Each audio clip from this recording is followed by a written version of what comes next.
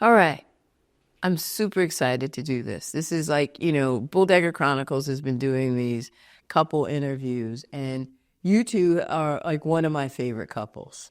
I mean, and you're one of my favorite couples for a bazillion reasons. One, I've known you forever through work and through other things, but also just to watch your growth as a couple and to watch your love as a couple.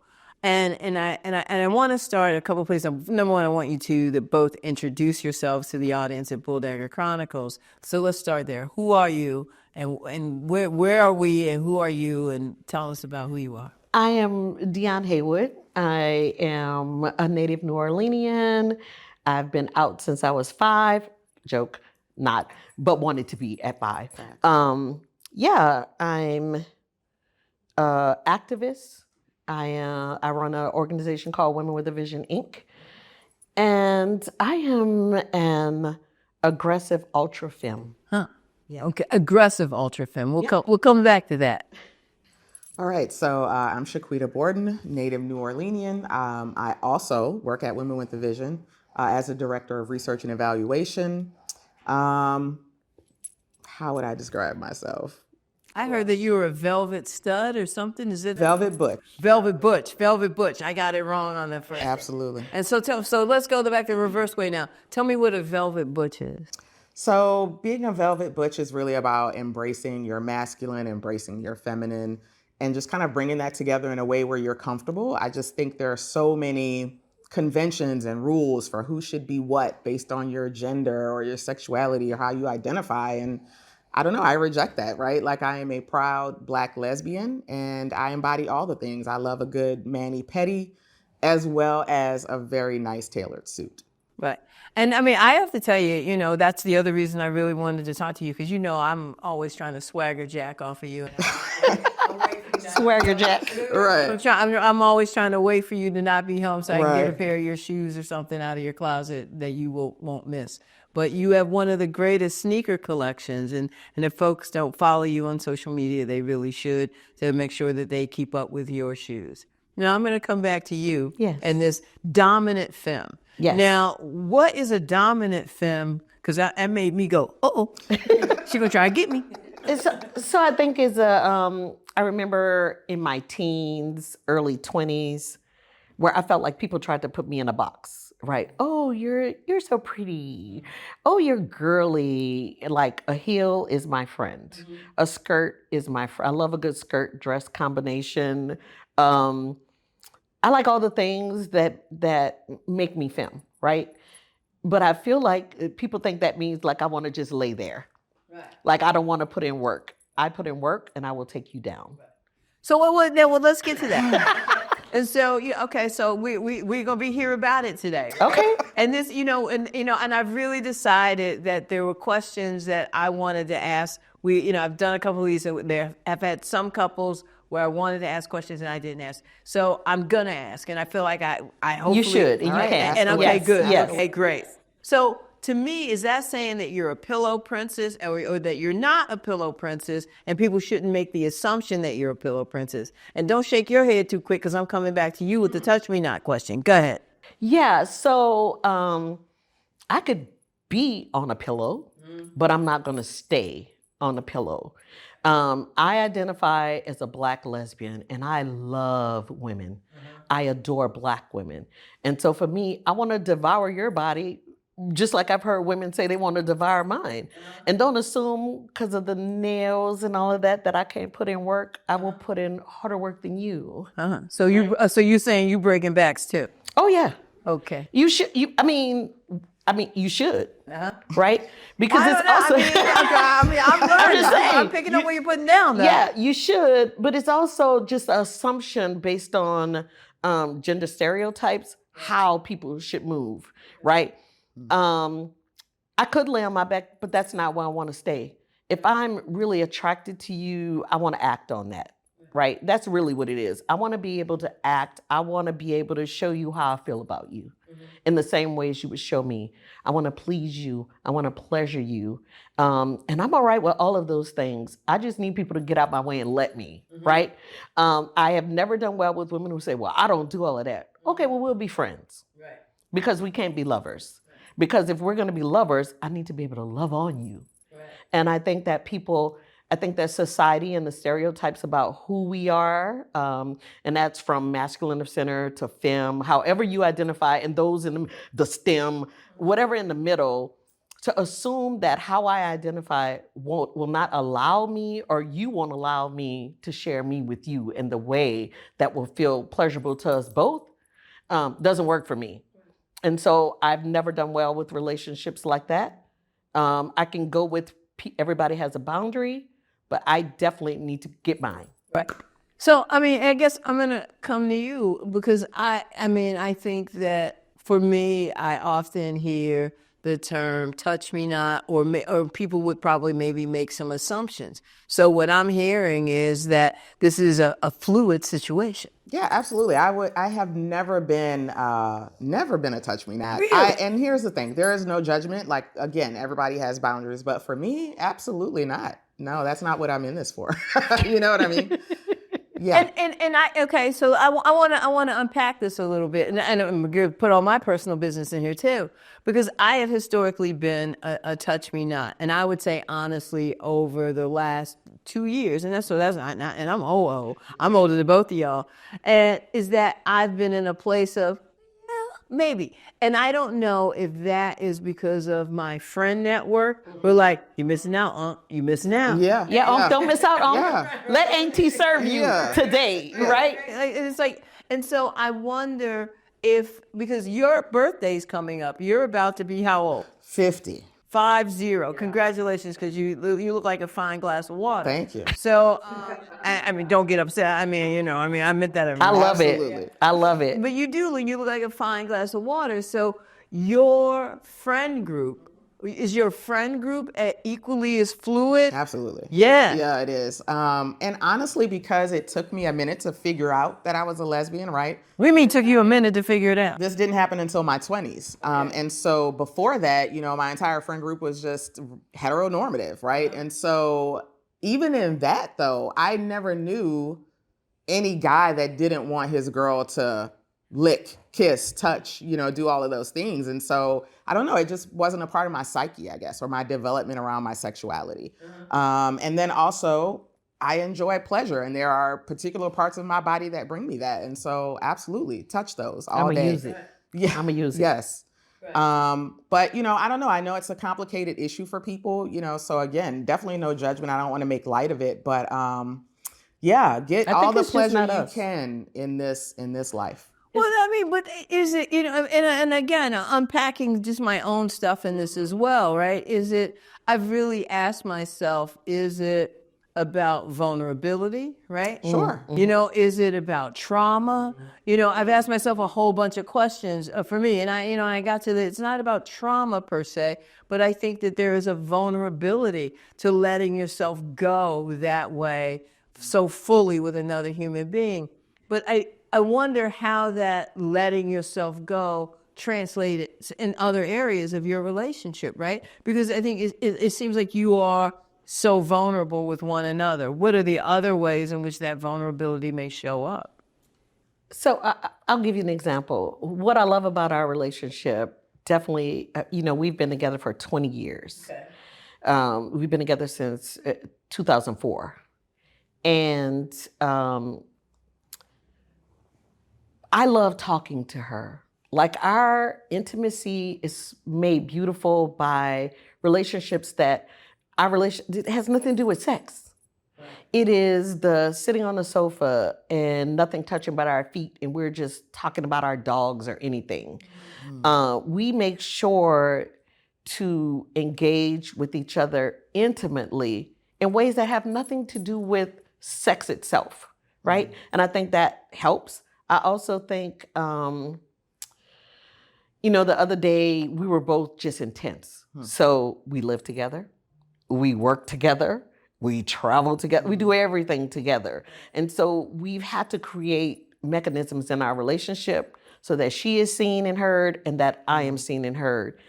And just the other day, I got upset about something, and you know me. For me to be upset is not always good. Because I'm gonna let everybody know that I'm upset and I don't like something. And she said, I need you to stop. I want you to hear me. I acknowledge how you feel. So we do a lot of that. Like, I want to acknowledge how you feel, but I need you to know that it makes me uncomfortable when you get that angry about something. And so I just leaned back on against the kitchen counter and I just listened.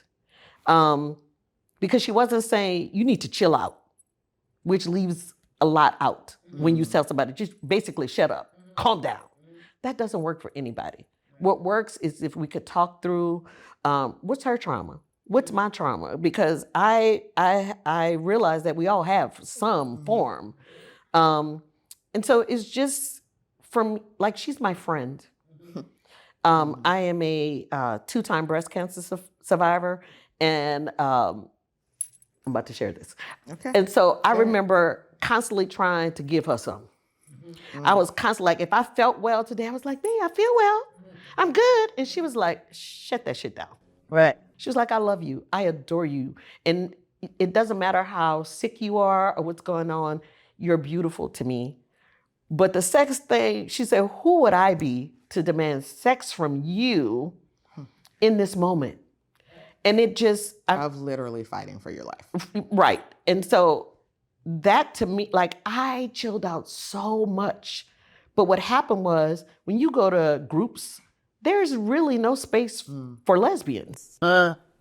Regardless to how we identify, Right. there's no space for you. It's a very heteronormative. We would go to doctor's appointment, they would have brochures about how to please your husband, what to do, what positions you can get in, how to get through it, everything was about pleasing your man. Nothing talked about what it meant for us to please each other. And I would hear these women in the groups. I actually stopped going to the groups because they weren't for me. But they were like, "Oh, my husband, he says, he needs what he needs. His needs need to be met." And I was like, "What?" Because she would never. And one of the reasons that I even started Bulldagger Chronicles was around cancer, right? And particularly around breast cancer screening, screenings for cervical cancer, and colorectal screening for women over the age of 40, particularly Black women over the age of 40.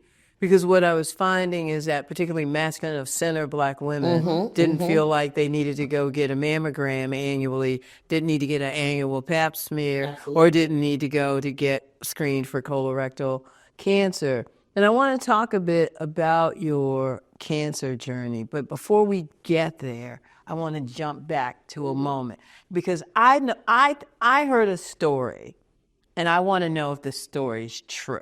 Okay, come on. So the story I heard Uh-oh. was that you went back and got a graduate degree to be able to be more supportive of the work at the nonprofit, so that when you wrote grants, that there was someone with the paper on the paper. Absolutely. Is that true? Yeah. Yes. Absolutely. So what did you do? Tell me the story.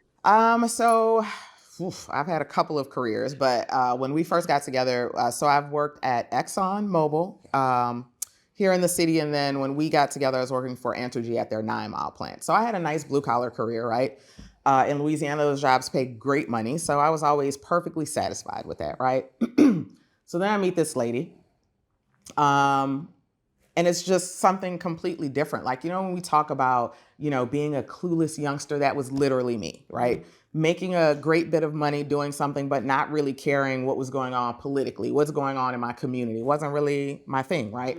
So meet Deon, start coming around everybody at Women with a Vision, and like this work that they're doing, I mean, it wasn't completely foreign, but I was like, wow, okay, people really do this. Okay, this is cool. I don't know. And I was ready to leave the career that I had, super racist, super sexist environment. And at 9 Mile, I was literally the only woman on staff, right, as an operator. So, And what kind of operator were you? so it was called a maintenance operator, but essentially we're responsible for making sure all the plant equipment is working properly. They were making steam, basically, right?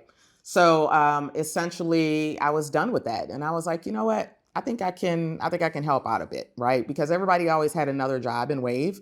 So it was like, let's get a little bit serious about it. And so, yeah, went and got an MPH. Even did a little internship with the city of New Orleans. It was with the health department. So, yeah, so here I am.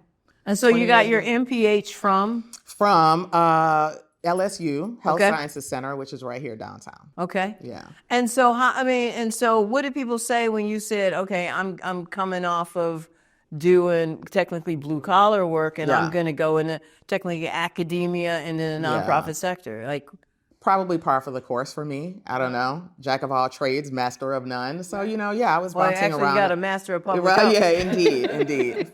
But yeah, I don't think it was really a surprise. It just felt natural, right? It felt organic to the situation. I don't know. Was it weird? No, it's not that other people in Women with a Vision didn't have the right letters. Oh, okay. It was the way we were bombarded around research. And people would want a partner to talk about research, but we would never see it. You just published a whole thing about really our work, and then we would never see it. Right.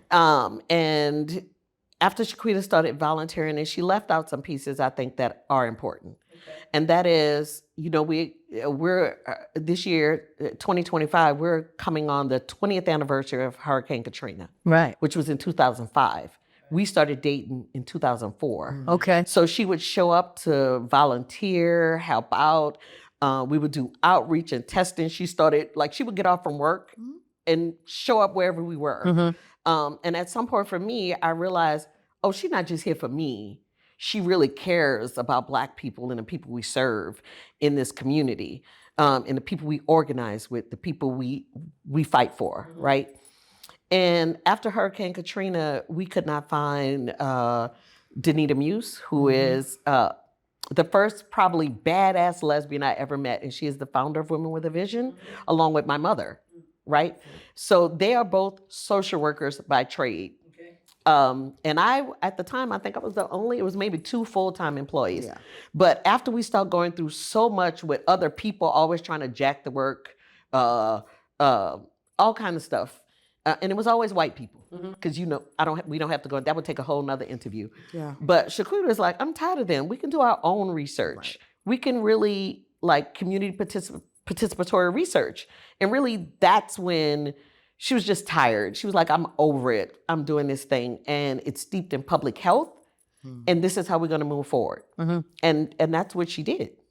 And I think that, you guys make it sound so simple. Yeah. Right? But it's not, right? That's a complex set of choices they got made, right? Yeah. And when I say complex set of choices, you choose to leave a career. You choose to get into your partner's business, right? Yeah. And as you just said a few minutes ago, one of the things that now means is that you love together, you work together, and you actually have to think together. Yeah. And so I guess that's one of my questions for you, is that how do you all do that, right? How do you balance that? How do you I heard you say you could step back and say, okay, wait a minute, let me hear you. But how do you hear each other and work?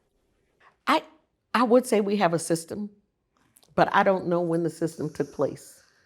I think so. Yeah. So for me, when we started dating, it was not conventional. Let's not get into this story. Oh no. It's a long story. We're here now. We got tape. Oh my goodness. We got digital tapes here. So I really liked her, but I always feel like I'm one of those women. I'm not for the faint of heart, and I'm not for everybody, and I'm okay with that. Because I've met women, they would say, "Oh, I like you, but whew." It's like people want you to be sexual, but don't show me. Right. And I felt like some of these women, closeted, conservative, I'm definitely not for you. Right. Because I'm none of those things, right? And I just felt like Shaquita, she was like a breath of fresh air. It may sound weird, but I had met her before.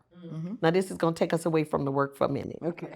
I had met her at the time. She was dating someone that my then partner and I knew was our friend. And we invited her and that person over to dinner to our home. Yeah. They came to dinner. I cooked crawfish etouffee as a Great Louisiana woman would, a New Orleans woman would. And we had a great meal. When they left, I'm in the kitchen cleaning up with my then partner, and I say, wow, That was really nice. And I think, I don't see it as much today, but I love the way that we as lesbians share with each other and come together, break bread. It's always a good time. And so I remember them coming over, but when they left, I was like, oh, babe, that was so cool. I said, and I really like Shaquita, great conversation. And she turned around and she said, enough. She said, you're too excited. And I was like, was I? I wasn't trying to be excited. I was just saying I really enjoyed talking to her, but she wasn't having it. Like she saw it. Night. She saw it. Because you cannot deny energy. Right. And I think it was there then. Fast forward 5 years later, I'm single. She is not with the same person, but somebody else. Right. I go into I'm driving around Whole Foods, and I'm like, you're driving around Whole Foods? I'm going around the block. Okay. Around the block because I didn't want to go in the store, but needed to. And we had a smaller Whole Foods. Like our first Whole Foods was like on Esplanade Avenue, so it was like a really tiny small little store. Yeah. And so I was on the phone with my best friend, and I'm like, wow, I do not. She was like, girl, go in the store. Take your behind in the goddamn store. I was like, okay. So I get in the store. And some people may know, but Whole Foods is known as where you see eye candy. Right, exactly. Whole Foods is the eye candy capital. And now Trader Joe's too. I didn't know about Trader Joe's too. So I'm walking in and I was like, ooh, down the frozen aisle. And she was like, what you see? And I was like, girl, I can't see, but it looks real good. I said, I see arms. Because I'm an arm girl. I love a good arm, right? And I was like, I see arms, a little tatted up, but I like it from over here. I can't see closely, but I see. So she's walking towards me. I was like, oh my God, Shelly, it's Shaquita. She was like, what? Shaquita, who? Shaquita? Who was dating so-and-so? Yes. And I said, I'm gonna call you back. So I'm talking to her. The woman she's dating walks past her. And when I say she walked past us. Literally as I was trying to introduce them. Just walked. So she was like, babe, come checkout. here. And she was like, and kept walking. And to this day, she says, I don't know why she acted like that. I said, because I had it in me. I had it on me and in me. It was like and this person was an Aries, like me. Which in Aries, people are very intuitive. Right. And so I guess she said, I wish I would stop and talk to the person that I know is going to take my wife. Going to take my part. No, you weren't. Listen. I'm not new. I'm not new to this. I'm true to this. We all been there before. That there was just those moments. It's like, okay. And I'm telling my friend on the phone, oh, that's nice. Right. That's so nice. I can honestly relate to it. I remember I was dating this woman. It's a true story. I was dating this woman. We've been dating for over a year. I saw the woman who I still say is the love of my life. Okay, even though the love of my life is actually out there somewhere, still don't worry about the story. So here's the thing. This woman and I had bumped into each other, and I hadn't seen this woman in like years, 2-3 years. And I came home to the woman that I was dating was at my house with her dog, cooking in my kitchen. And I said, put the pan down. And she said, what? I said, I need you to sit down. Oh. And she said, why? I said, because I have to break up with you. And she said, look like y'all have something in common. Right. And she said, why? And I said, because I bumped into so-and-so today. Oh. I said, I bumped into so-and-so today. And she goes, did something happen? I said, nope. I said, we exchanged numbers. I said, my number was the same. Her number was new. And she said, okay, but why? I don't understand why we're breaking up. I said, because I care about you enough not to take you through what's about to happen. Ooh, yeah, that's amazing. Yeah, so I get it. It wasn't about that moment, but it was about she walked by because she knew the moment that was coming. Yes, yeah, I think she knew. Right. But I also feel like in that. Maybe 2 weeks went by and she was like, man, I don't go out. I'm always working. My partner always working. I said, well, if something comes up, I'll holler at you and let you know. Yeah. So I do invite her to Danita's birthday party, right? We go to the hookah bar, and when I call her, she say, oh, she won't be coming. She has to work. It didn't hit me like that until she got to the bar. And you said, yum, give me some. Yeah, I did. And so it was funny because I won't lie to you. We were like this the whole night. Yeah. All of that. Over the Yes, hookah, right? over the hookah, or holding the hookah, and Yeah. everybody in the group. And I'm talking about 17 people. Everybody's like, "Girl, pass, pass." And then my friends say, "We gotta pee." I said, "I don't have to pee." She said, "I say we have to pee." So we get up to go to the bathroom. About 4 friends come with me. They say, "What the fuck are you doing?" Right. And I said, "Nothing." They was like, "Oh, you doing something?" They was like, "Don't she have somebody?" That's not even your MO. I said, "It's not. I really don't do other people's stuff. I'm an Aries. I believe I'm number one. I want to be treated like number one. I can't be second." So you're right. We leave the spot. A few of us go to the Vibe, which was the lesbian bar to go to. I'm dancing with my femme girl friend, and we dancing to reggae music. So I can only tell you what that's like. Right. I've seen you wind up. Yeah. Okay. And so at that time, that was my first set of locks. So they were down my back, really thick, really long. This girl walks on the dance floor and she just grabs all of my hair, like the whole thing, like a this, and she just plants one. And I was like, well, that's it. That is it. It's done. Basically, it was over. So you went home and told because people always talk about, oh, you're intimidating, you're this, you're that. Because I am one of the. I'm not saying I don't have insecurities. Everyone does. But when it comes to being me, I'm most secure in being me, and that's how I'm gonna show up, 10 toes down every time, right? And so she did that, but we left and went into I went home. She went her way, and I want to say that was a Friday. It was a Friday. That Monday. We talked over the weekend. I said, well, you should come over. And, come over. Won't you come over? Remember that song? Yeah. Won't you I know the come song. over, make love to me? Yes. Something like that. But I feel like you should tell her what I welcomed you with when you came that morning. I can't remember. Did I get off work? Yes. Yeah, I got off work. So I used to do with a bag. So yeah. But we should tell you that she's still in the house with the Do you person. want her to tell the story? Yeah, but So I was doing like shift work, like 4 a.m., 4 p.m. and vice versa. All right. So you get off work. So I get off work, show up at the house. I don't even know what we were doing. But in any case, there was a jasmine milk and honey bath with like some rose petals. I mean, and honestly, that was, And milk. Yes, that was all she wrote, basically. And, you should never let a New Orleans woman prepare a bath for you. And I'm going to leave that at that. Wow. Just don't ever do it. Okay, so this is a question I've been asking a lot lately, and I want you to answer it. The question is, have you ever taken her out on a date, and how did you plan that date, and what was that date? It was our first real date after cancer treatment. I'm like cancer-free and I'm better, right?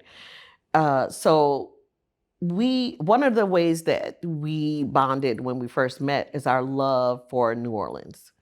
We are people whose families really are the kind of people who we're at a second line. My mom, my grandmother, they would pack a bag because we were going out, parades, second line, whatever was going on, we were there, walking around the French Quarter like it was nothing, like it's a park. So we are people who really got to appreciate and love our city and the culture of the city. And that was also a bond. And so that date was, I didn't tell her where we were going. Did I blindfold you? I think I did. I didn't tell you, but we took the streetcar. Yeah, I was going to say. We took the streetcar at Carlton and Claiborne Avenue, which is the end of the route. And we took that route all the way down to St. Charles and Jackson Avenue. And we went to Jack Rose, the bar. We had dinner, we ate, and then we went on Frenchman Street and listened to live music. I want to give her, the reason I love women and the reason I'm okay with all that I am is a lot of times, again, I don't want to pick apart like the whys, but a lot of women would feel like, oh, they have to do this, and this for me because of how I identify and the roles, right? But I want to give that back to the woman I love. I don't care how she identifies. I've dated femme women, very femme women. Really? Yeah, I don't mind. I do not mind. But what I like about the dynamics between a masculine or center woman and a femme is how we take charge of ourselves in an intimate moment. And so I want to give her exactly what she gives me. I want it to like match energy. You know how they say iron sharpen iron? I definitely think it's why we, last year was our 20th anniversary, but I think that's why we've been together so long. Like I see her. Right. And I'm not saying that to be all, I really see her. I see everything about her, but I also feel like she sees me. I love the way this woman sees me and loves me, and she sees so much more about me than I knew, right? Because, you know, my kids always, my son would say, man, I ain't never liked nobody that you brought home. Because I was like, why they here? Why we got them? Well, this is what you picked? And my daughter was like, me too, Brandon. But when I met Quita, like my entire family, they love her. But my son said, he said, Mama, she don't just want you because you fine or you pretty in the ways that I think women just wanted you in the past. She really just wants you, whatever that looks like. And given that I've been no hair, sick as a dog, can't walk, can't move, thinking it's Tuesday, but it's Friday, I know that she sees me and loves me. And that's the biggest part for me. And so when it comes to the whole how I date her, I'm gonna date her because I am a woman, I'm a lesbian. Right. And I know how to do that. Right. Right? So you know, we've talked about it or edged around it a couple of times, and so I want to ask Quita about it first. How did you first hear that Deon had cancer? Where were you? What happened? How'd you hear it? How'd you know it? No, really from her, to be honest with you. I think that when she's really great about, I don't know, she just knows her body, right? Like a person who's super in tune with what's going on with her. And so from her, she's like, I've got this thing going on. And honestly, I think we kind of knew right then. And of course you go Had you through, gone? I mean, was there a mammogram? Was there any? it hadn't been any of that yet, right? But I don't know, it was like a particularly fast growing aggressive, right? Which is kind of what Black women get stuck with, unfortunately. But yeah, of course she did all the, you know, you get the mammogram, you get the biopsy. And then there's also a point in time, because I was never in the room for any of the biopsies, but you know, there's always a point in time where you may get a look from that tech or whatever, even though they're not doing any diagnosis or whatever. And particularly with the second time around, I think we knew then too, right? But that time really, I don't know, I feel like I remember the trauma of it all more than anything. Like even the second time around, we were actually in Hawaii when they called and told her that she had breast cancer again, which was blowing my mind, right? Because I'm a person who has a lot of boundaries, boxes, requirements, ideas. And I'm like, why would you call? We asked. Because yeah, and she specifically asked, hey, I'm going to Hawaii for a bit. Just let me out, you know, get in touch with me when I come back. Gave him a date or whatever. And like, I think both of us spent the entire plane ride home probably crying. Yeah. Just, you know, devastating. But I don't know. Each time I feel like she knew. Absolutely. And of course, you know, I did that thing as a partner where I'm like, well, maybe not. Nah, we don't know. Let's just wait and hear. But I trust her. You know what I mean? And But where were you? Tell me where you, like, physically, where were you the first time? Physically, where was your body? Where were you? What did she say? Were you laying in bed and she woke up one morning and said, I'm not sure I'm 100%? Or were you like walking down the street and how was I? Didn't we get the first one in the office? Yeah. Yeah, we were actually in the doctor's office, I think, right? Yeah. So called in to get the results. Of course, you get called in to get results. I think you already kind of have a predetermined thing. Right. But I mean, it's like you kind of dissociate, but at the same time, like my response to situations is I kind of want to just wait and see, like tell me the plan, right? Like, I guess my problem is if we don't have a plan, then I'm completely jacked up, but let's hear the plan first. And then my job is to just be very neutral, right? Not that I couldn't show her emotion or not that I never showed her emotion, but also that she's having her own emotions and I want her to be able to feel that without tending to me. So that's kind of my response to anything that we've been through, really. It's like, let's just see, let's figure out what the plan is, let's follow the plan, let's work the steps, as No, they say. that was you. Because Yeah. I there were moments where, I'm like, I'm one of these people. Let's go. Let's go. Yeah. Wow. And it wasn't happening like that.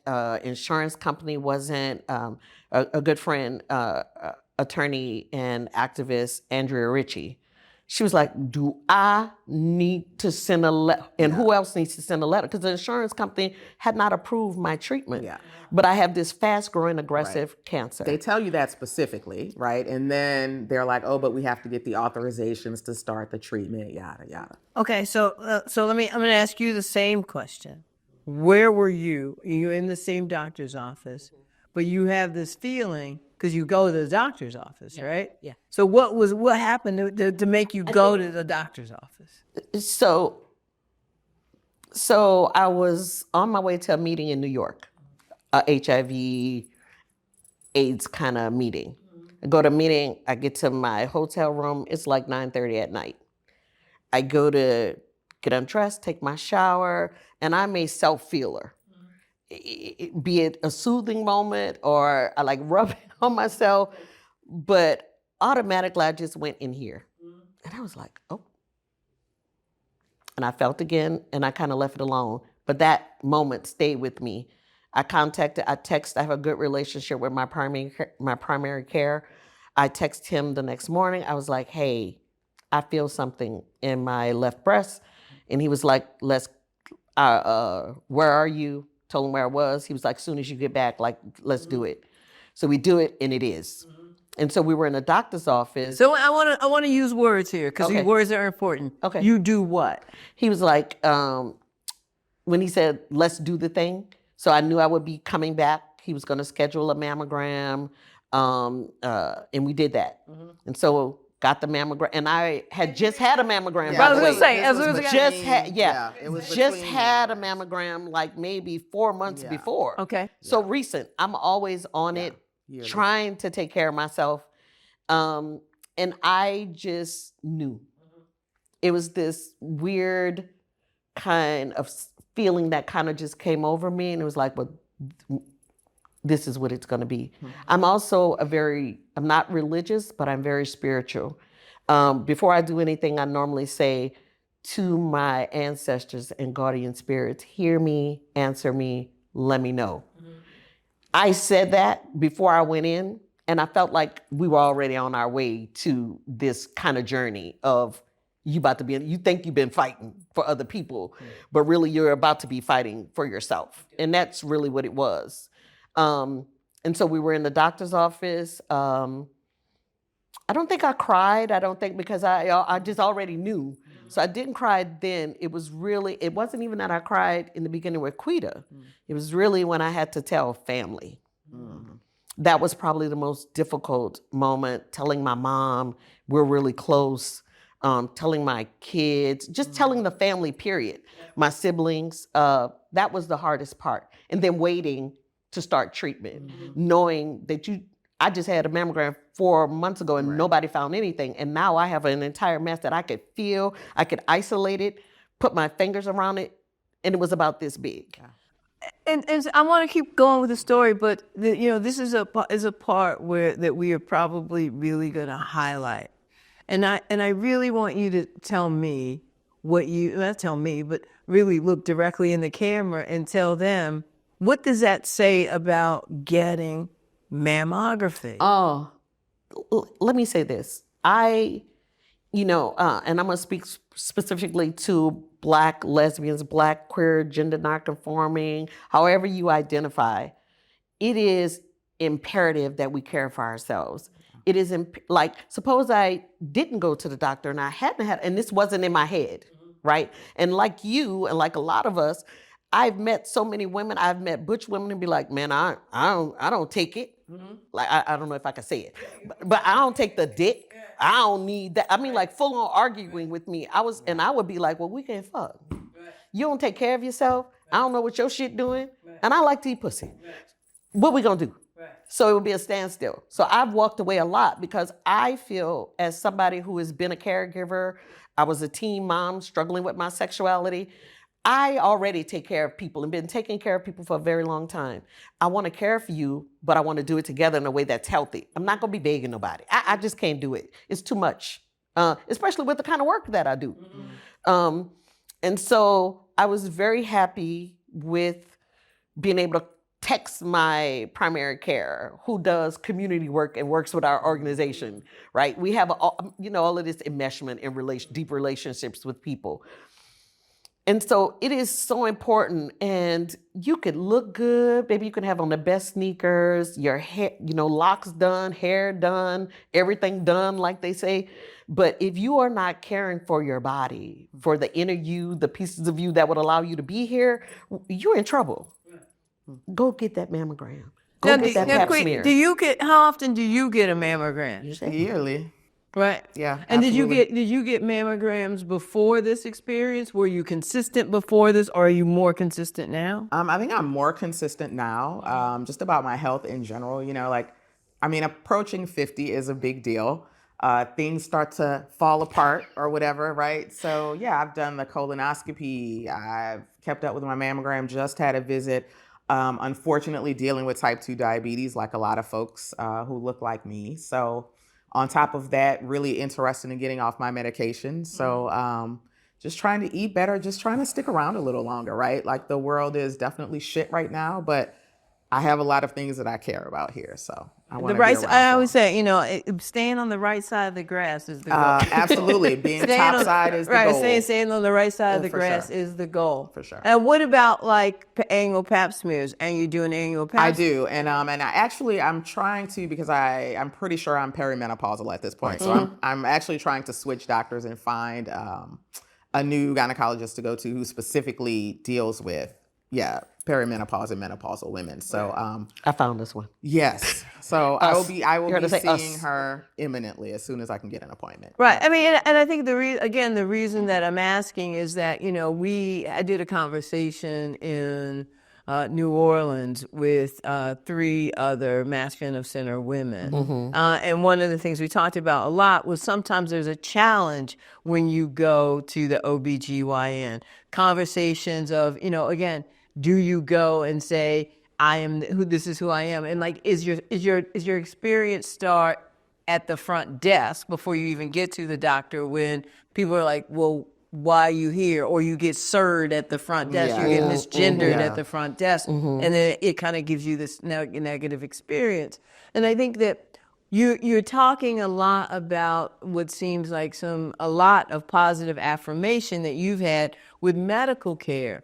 And so one of the things that, again, why I even started this whole process was to start to think about ways in which we can do better about accessing medical care for Black women who also love women, right? Whether they're masc or center, whether they're femme. But again, how do we have the front? What was the relationship with the front desk staff? What would you say to other providers out there of how they could see a you that's not a you? Because not everybody is as much of an advocate as a you or I. Right. Like, I'm not going to go in there and be like, what do you mean I can't get a smaller speculum? I can if I want. Yeah. Yes, you can warm that up and hear all the things. But not everybody knows that they can advocate for themselves. What would you say to women but also to the providers themselves of what they can do better? So the one thing I'll say is, I don't know if we were taught this or it's just implied, just out in the ether, that doctors are authority. If you think about how people see doctors, I don't know if it's the same, but when I was little, the doctor was it. Right. You standing before a doctor. The doctor is a man who happens to have a medical degree and who's treating you for whatever the issue is. But what you owe yourself is a chance to advocate for yourself. Right? No, even for me, like, I think there are the weird questions for women who identify as butch, stud, masculine, or center, but also as a femme, I get it too, like demanding that I must have a pregnancy test. And I was like, and if you charge me for it, we're going to have it, because I'm not there, right? That is not who I am. I haven't had sex with a man for however long, not a thing, right? And doctors looking at you like, well, like not believing you, just not believing you. And I don't think it's easy. I definitely feel that the reason my treatment and I was treated the way I was, not that I think I went to Touro Hospital for my treatment, and everybody there, though the support staff, the staff themselves, I love them to this day. If they ask me to show up, I'm showing up, right? They were excellent with my care, and I watched them take care of other people. But what I do know is doctors don't always have the answer. I got most of my questions answered by nurses. The nurses in that infusion center who treat people are the people who answer my questions. I'll say this real quick. I had my first chemo, my first treatment, I went in and there was this white nurse, and just on sight, I looked at the woman who was helping me. I don't want her ever. And they were like, oh, they laughed it off like, ooh, I don't know what's wrong with this lady, right? I want to say it was maybe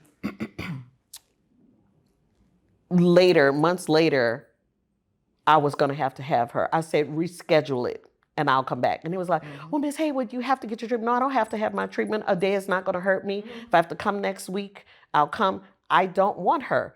And they couldn't believe that I was saying this, but I'm saying it because I could feel that she don't care.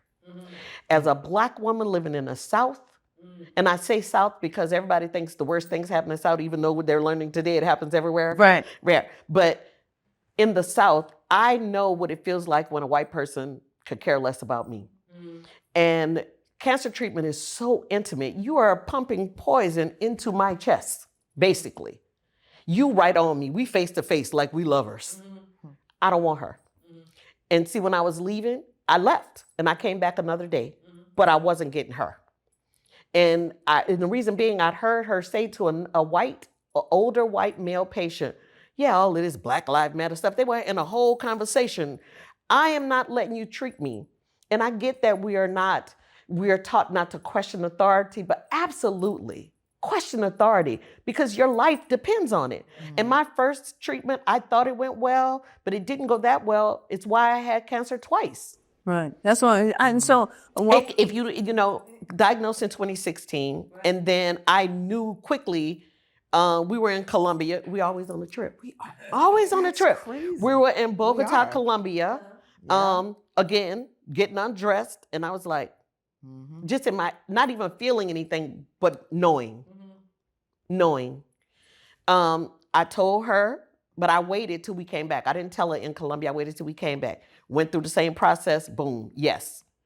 And then listen to other medical professionals say, oh, wow, I think they missed something in your treatment. I don't think they got it all. And Shaquita said, if you're not going to actually write and report. Right. Stop telling it to us. Don't tell it to us. Don't say it to my wife and don't say it to me. Because I know that's what happened and you know that's what happened. I know that's what happened because it was in the exact same spot, fast growing. I mean, from New Year's, from spending holidays in Colombia to coming back by March, I'm back here again. Wow. And this time, nothing is working. It's not shrinking. Right. And that was the surgeon who, he's not going to remove a healthy breast. I don't think that's your choice, Chief. Yeah. Yeah. And so I would just say, especially to Black women, to Black queers, to Black anybody, take care of yourself. Yeah. It is our duty. I don't want to go into the speech, but it is our duty. And we deserve to be here, and we deserve care and equity in our health care. And that was the big thing for me. Yeah. Now, the second time, man, my team, on it. I got everything, and everything. Even putting me in a hospital during COVID because they were concerned about me. Like, put me on a wing where there was nobody. Right. So I wouldn't be by anybody, but I would be able to get my care. Right. And so, yeah, I just, that experience to this day is very triggering. But I pushed through. I for 1 second, I was like, why me? And then I was like, well, why in the fuck not you? Right. You're not the only Black woman. And actually, we know that Black women die more. Right. And so what you gonna do? And so I just brought all of me to the fight.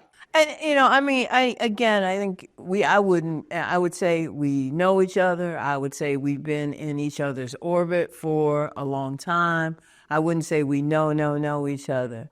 But I gotta tell you, when I heard that you had breast cancer the first time, I was like, oh. Then when I heard you had it the second time, I was like, shit. And then I was like, and this might not sound right or come out the right way, but I was like, who better, right? Because this is going to be like this advocate that people can, like, I think not just understand and get behind, but I think comes out of this experience with a whole different story to tell. Yeah. Right? I mean, and because also this story of who you are, you've been this activist, you've been this movement person, you've been this person, because we haven't even gotten into your RJ work and all that, right? We haven't gotten into all of that. But it was like, I really thought this is what we need, right? Because also so many people don't talk about it. Yeah, and I was talking. Right. Like, so many people don't talk about it, don't say, because, for black folk, whether gay, straight, or you have to make up your mind, as my friend Mimi says, it's we like to, Yeah. Yes. Yeah. why are you whispering? Right. The volume is not prevention, right? Yeah. Right, Volume right. is not prevention. Right. But I thought that it was really an important thing too, because of the time we're in, the moment that we're in, because you do travel a lot, you do have visibility, and so I thought that because I think sometimes they say, why, and I was like, I think that's the why, Yeah. right? We couldn't have had. I mean, it couldn't have been Sally who doesn't do anything and is just gonna. I always wanted to just say. It just sounds strange, but I wanted to say thank you for that, right? Because I really do think that it's a thing where we don't talk about it enough, and we don't know how to talk about it, because I don't know that we were given the words for it, Right. Because I think you said a lot of the things, right? We go to the doctor, and I always tell people it's called the practice of medicine. Yes. If it wasn't called if they knew everything, it wouldn't be called a practice. Right. They don't know everything. Right. But I think that we need also to be able to have women like you, where people may be able to see themselves talking about this thing, so maybe they can feel like they can talk about a thing. Yeah, and I also, everywhere we went, I was like, oh, this is my wife. And I intentionally did that. We strategize over here in movement world. And I would say it often because I have read stories, heard stories about the discrimination that our community gets. And so I'm going to challenge you. Who's going to be with you? My wife. So much so that I was hospitalized one time, and it's one of my favorite nurses. I had her quite a few times. And she said, she's at the computer. She said, oh, somebody has your wife in here as your friend. I said, girl, no, because everybody know this girl is not my friend. Everybody and she knows. said, and I'm changing it.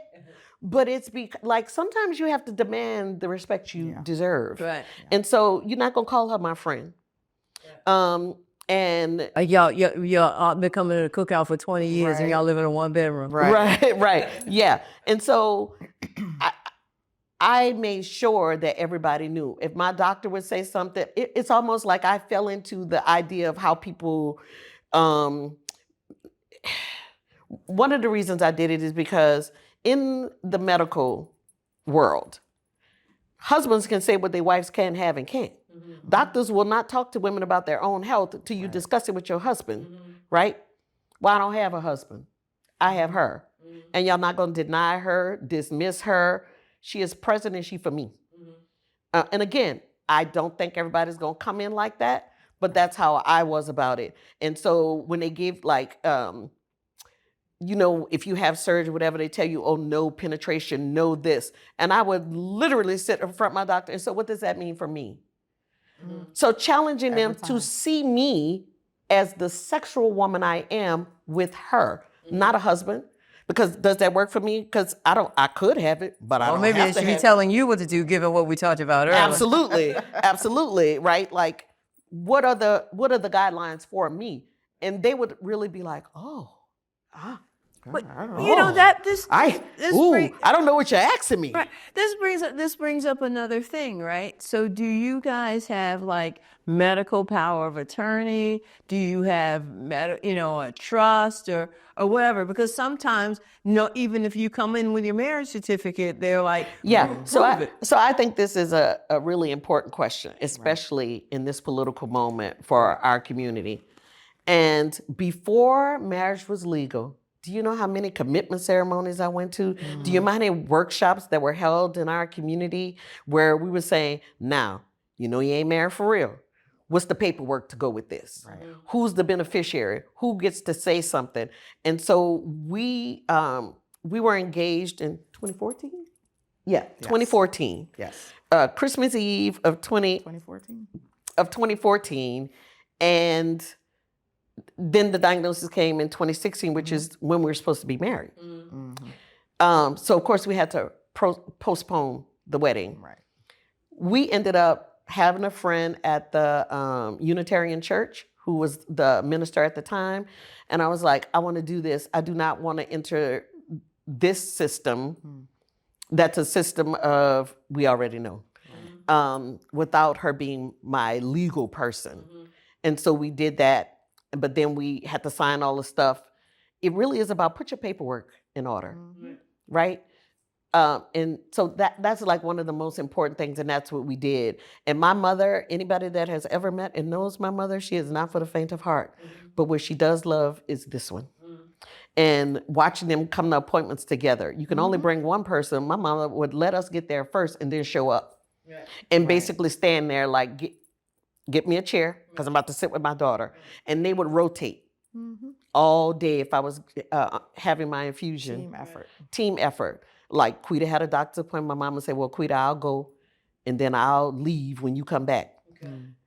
And so having my mother, and I get that that's not something that everybody may have, but the entire cancer center was like, man, look at that family.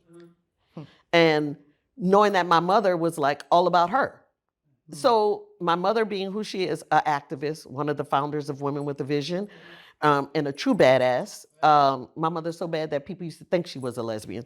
It's true. It's true, but just watching her with us, that automatically nobody questioned anything. I think people, when you have doubt, you give people doubt, right? It's kind of like that thing, I don't know how people grow up, but when your mama say, you better take up for yourself. Right. Don't come in here talking about nobody beat you up. Right. And that's the same. You have to be able to, and when your life is threatened, I believe you will. I believe all of us have the power to stand up and show up for ourselves and then bring the people that support you in. Yeah. Well, thank you for that. I mean, because that is one of the things that I've always wanted to kind of ask you was about that journey and about your togetherness.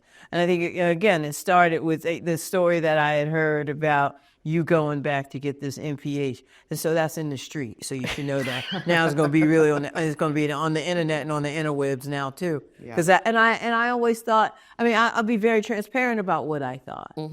You want to know what, say, Toni, what did you think? Toni, what did you think? I want somebody to love me that much. Oh. That's what I thought. I thought that was like one of the... But was it me or was it the work? No, it was you. Okay. I knew that she didn't do it for the work because I was like, who wants to do that? Right? I know what nonprofits pay. I run one. Right. But I knew that was the, how do I take another burden off of my people? Right? Yeah. And, and I think that so many things that we do for the people that we love are not seen in that way. But that was one of those things where I was like, I want to know this person because I now know this person loves this person. And like I said, all I heard was that story. I didn't know you from Adam's House Cat. That's not Adam's House Cat. Right. But I knew when I heard that, I was like, I didn't have to question or wonder if you were loved. Yeah. Right? Oh. So I knew that. And I mean, and I knew I shouldn't shoot a shot if I was going to. Because I was like, I'm not doing that. No, just kidding. But here's my thing for you. You're about to be 50. Yeah. That's, that's 50. That's big. That's big. What did you think when you were 25 about 50? I didn't think about that shit at all. Right? What were you doing at 25? What was I doing at 25? Just anything and everything. Traveling around, kicking it with my friends, getting drunk every damn weekend, working hard. I mean, literally nothing. Like I said, that was just a time in my life where it was like, wasn't political, didn't consider a lot of very serious things. And it's funny because I do get very contemplative close to my birthday. And this is pretty much every year, right? And this year, I've really been thinking about this. And I'm like, I understand how generations, I feel like I understand the lifespan a little bit better where I am right now. It's like I've got a high level view of it, right? There's no more being unsure, like there's no more, I don't have any skin in the game, or I don't care about this, I don't care about that. Now the struggle is I care a little bit too much. I know a little bit too much. I actually did get an education, and this shit that's happening is pissing me off. So lately my thing is just trying to control the rage, be perfectly honest, because I simply cannot believe here we are again. The short memories that human beings continue to have is absolutely wild to me. But like 50 is a big deal. It's like a different place. It like literally feels like I'm entering a whole different phase of life. And I'm excited about it. Also, I feel like it's just been getting better. You know what I mean? Like literally, I know that shit's corny, but it really is. I gotta tell you, I feel the exact same way. Yeah. I for the vast majority, the last 12 days have been kind of a bit much. Yeah, but, for sure. but for me, the reality is that I'm really happy. Yeah. I like my life. Right? I live an extraordinary life, Absolutely. right? Yeah. I'm happy. Yeah. Now, hey, I'm gonna ask you a couple of other things. You're a big old sneakerhead. Yeah, a little bit. Little sneakerhead, yeah. How many pairs of sneakers do you own? Do you know? No. But it's probably, this is the last guys that were working in the closet. How many did they say they stopped counting at? I think they said they stopped counting at 150 maybe? Lies. No, it was one something. But you were at 200. But that was just what was in the closet. At that time, and that's what I want to help you with. At that time, you were at about 225 inside the closet. It didn't have to do how you've invaded the guest room, my granddaughter's room. You were asking me a question, right, Toni? Apparently I am a huge, I tend to break into song. Love will keep us together. The collection is ridiculous. It is a little ridiculous. And so I have so many questions, and I'm hoping to see this someday. Yeah. And if you could just give me a key to your house, and this will like maybe help you decide whether you're going to give me the key or not. Sure. Do you have them cataloged in any way?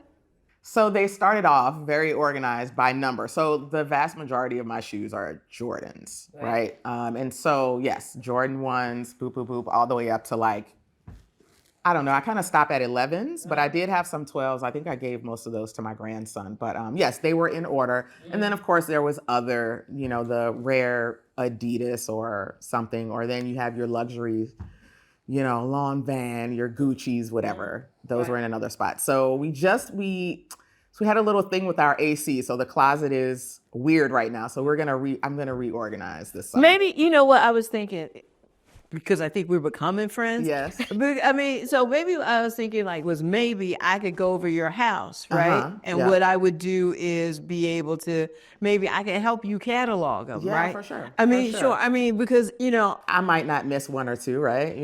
Look, there's a bunch.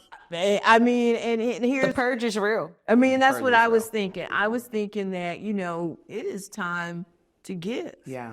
And I've cut back drastically. Like there used to be at least define cut back drastically. From like 2 boxes a week to like a box a month. Okay. Yeah. So I thought I was bad. Mm-hmm. I really thought I was bad. But I think you have me way beat. But it's a problem. It is. And what it is, I think the worst problem is, do you have shoes that you've only worn one time? Absolutely. I still have dead stock. Right. I still have dead stock. Like I have a few, I'm undeading a couple of things this weekend, but I still have dead stock from like 2014. When we were on Bank Street, 2014. I don't want to talk about it. 2014. I don't like these shoes. So yeah. And why don't you like the shoes? I love that she loves shoes the way she do, but it's so much. It's so much. It is a lot. It's so much. And so with getting older comes paring down.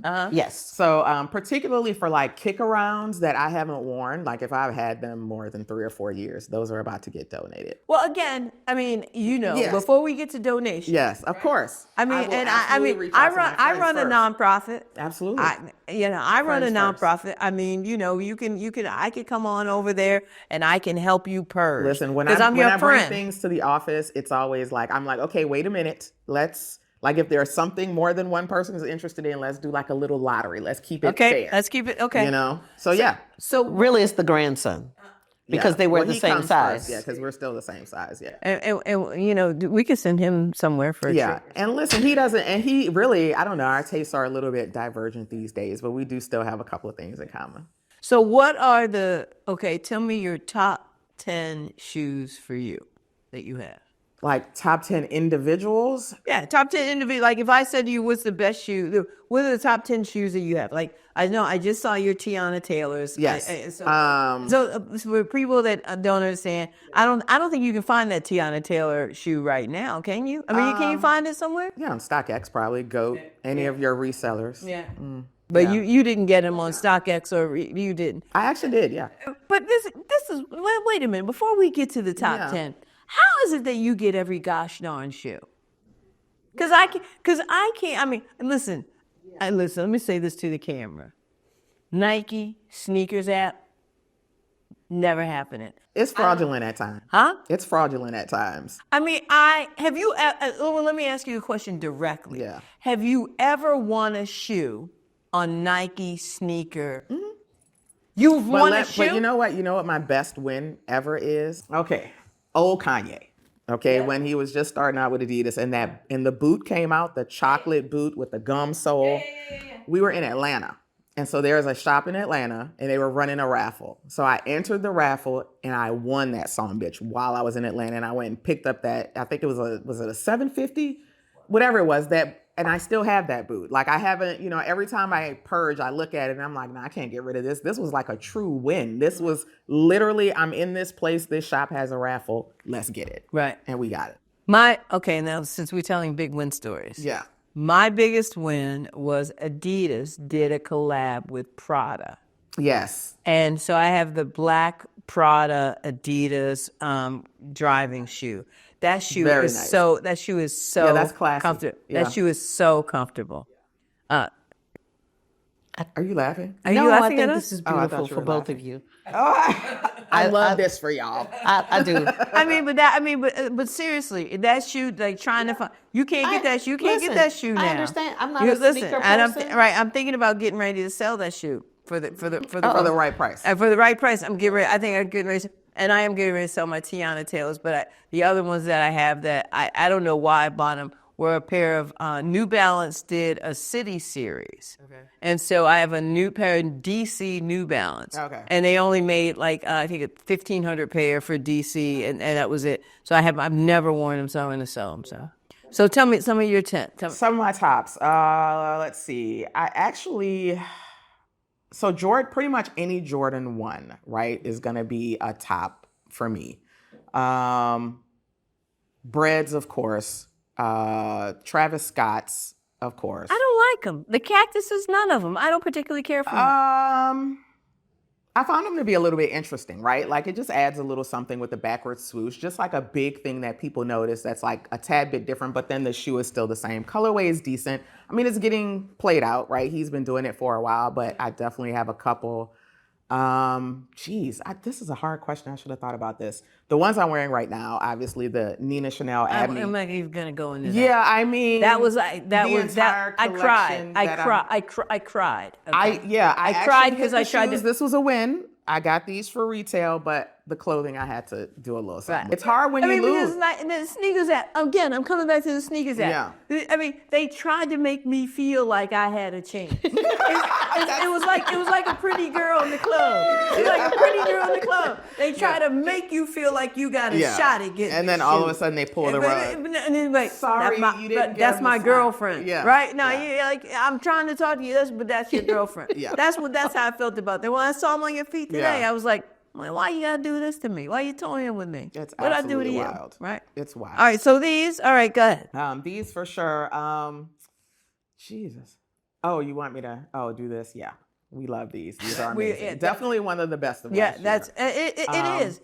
I still love a good phone posit. Hang on, but let's just stay to the shoe for a minute. Because I know people might be out there like, what is it about this particular shoe? Yeah. Number one, it is that it's the canvas. It's the canvas, and it's that the shoe is so simple. And it's clean, right? It's just so simple. Clean. It's just perfect. Yeah. It's a perfect You can't go shoe. wrong with this. It's a perfect shoe. It doesn't make your foot look too big. Right. So, it's a perfect shoe. Yeah. She designed the perfect shoe. Yeah, definitely. I mean, really. I mean, seriously. And then when I saw it, I was like, this is the perfect shoe. Yeah.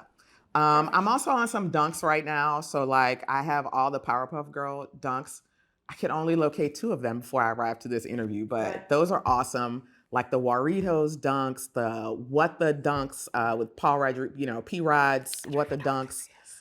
I wear those out. Like those are serious. But I told you earlier my story about trying to get the off-white. Yes. Okay, so here's a story, boys and girls. I was obsessed with these. This was Virgil. I think one of Virgil's first collaborations with Nike. And I said, you'll all remember it. It had the orange string on it. They came in pine. That's the green. They came in the Spartan blue. That was the blue and the gold. And then it came in a third color. It was a red. It was a red one. There was 3 colors that this thing came in. I wanted the pine. And I couldn't find the pine. I'm telling this right to the camera because I don't want the shoe used. I only need it new. All right. And so I couldn't find the pine anywhere. But I found the pine in my size because Nike for me is always a size bigger. So I had to find the pine. I found it in the Nike Lab store in Paris. I find it. I find the shoe online.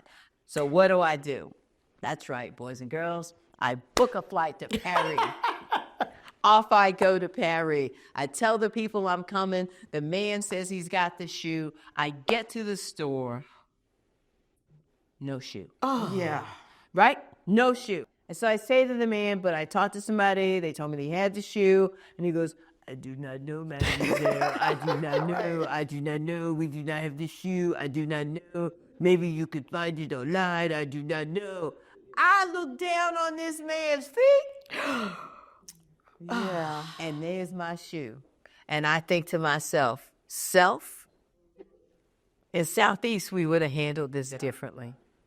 But I walk out of the store and don't want to cause an international incident. Now, I have tried, and now somebody sent me these shoes, and they were new, and they were on GOAT, and I was like, I can't. I won't. I refuse. I refuse. I refuse. I refuse. I refuse. Yeah. I refuse. That's fair. I mean, that's fair. I mean, listen, sneaker culture, again, growing up in New Orleans, man, we were with all of that, right? All the sneakers every week. I mean, you were trying to work at Foot Locker, Athlete's Foot, wherever to get your little discount. We are down with sneaker culture. This current iteration is like the weirdest shit ever, right? It's like 13-year-olds with like black cards, like jacking up the price on everything, buying truckloads of sneakers. That's not even what that shit is about. Right. And what's funny to me also is that, I'm gonna tell you, and this this jammed my Glock, as this guy says on TikTok, right? The Times-Picayune Advocate, whatever we call our newspaper here these days, did a story a couple years ago about the kids wearing their sneakers to prom. Mm-hmm. But it was exclusively white girls who go to like these Catholic schools uptown. Mm-hmm. And I'm like, baby, black girls was doing that in the 90s. What are we talking about? What are we doing here? Like, what are we doing? So anyway, it's more of that. And listen, sneakers are for everyone to enjoy. I think that is absolutely the way it should be. But like this weirdness of trying to possess something or own something that you simply don't possess or own. Right. That's not how culture works. Right. So yeah, it's absolutely wild. The fact that I ever pay anything over that, over $110 or $20 for dunks is absolutely nuts. But are there some that I want bad enough that I'm like, that you're gonna I'm gonna go ahead and do it? Absolutely. But yeah, I do need to kind of pare down we're having these repairs done. It's actually a good time for me to kind of see where I am. And I'd be happy to come over and help Absolutely. once again. Because I'm why? gonna- listen, is Because it- I, you know what? My goal is to be a humanitarian. Absolutely. And I think that this is a place for me to start. I think it is. Right? I think it I mean, is. I- you would I- help me out tremendously. You know what and you know what? I want to learn how to be a better friend. Absolutely. And I think that this is a love that. place for me to start. I mean, Wow. I do. I really and truly Wow. do. Okay, what's your favorite shoe? Favorite shoe. Yeah, I gotta stick with the Jordan 1. It's just versatile. Which particular one? All of the other shoes are gonna cry. I have to go. All the other shoes are gonna cry. I have to go classic. Oh, so this was another great win. So when the bread re-released in 2015, I think, I got that for retail. I did not undead that shoe till maybe 3 years ago on New Year's. You have Ben and Jerry's? I don't. I tried to get the Ben & Jerry's. We went to Vegas. I ended up leaving with Grateful Dead because they didn't have the Ben & Jerry's in my size. But I was trying to cop them at the at that store, that huge sneaker spot in the Forum. Right. I don't know what this is. Yeah. All right, listen. We could stay here and talk about shoes all day. We could. So we have to come back to New Orleans and do a shoe show. Maybe that's when you're ready to really do the purge. We should come back. No, I'm being really serious. Maybe we can get some votes from you know people. what we should do, and if you're really gonna like auction them off or get rid of some, we should do it online. Yeah, we could totally do that. You can either get the money to Women in Vision as a charity or something like that. We're definitely we could do a donate. We can do TikTok. that. We could do a TikTok. I'm serious. No, I'm serious as well. Listen, is there something I haven't asked you that I should have asked you? I don't think so. I don't think so. I would. This is just coming up for me. So every time I got really scared and I was like, well, suppose this don't work. It doesn't seem like this working. Now they're changing the medication. And she was like, listen to me. And she was like, I want you to look at me. And I'm all crying and I'm looking at her. She was like, I want you to listen to me. And I'm looking at her. And she says, we believe in science. There is a science to cancer treatment. There are treatments that are made for your cancer. That's what we're going to do. We're going to take that ride. And in the end, when the ride ends, if that didn't work, then we will work. But right now, let's just trust the science. And so I would tell anybody that when you have, no matter what you're going through, because that is pretty deep, pretty heavy, but make sure your person is a listener. I have met and got to know a lot of people whose relationship ended when they were sick, where I believe ours was stronger. Now, it could be that the foundation was in place before, yes, but we're talking about new territory, right? Because I can no longer operate as the woman at the end of the aisle in Whole Foods, right? The girl taking it down to reggae music in the club with another girl. And she got a wind up. And so it's just more, I just tell people, the truer you are to yourself, the truer you'll be in your relationships. Because if you bring your half self to a relationship, that's all you're gonna get out that relationship, right? Because you're asking someone to do the work that you're not willing to do. That's been, I'm older. A little bit. I'm older. I think I had an opportunity to meet my friend. So she is my comrade. She's my friend. She's my lover. She's my wife. All the things. Yeah, she's my person. And I just tell people, hold out for your person. And I was in them streets.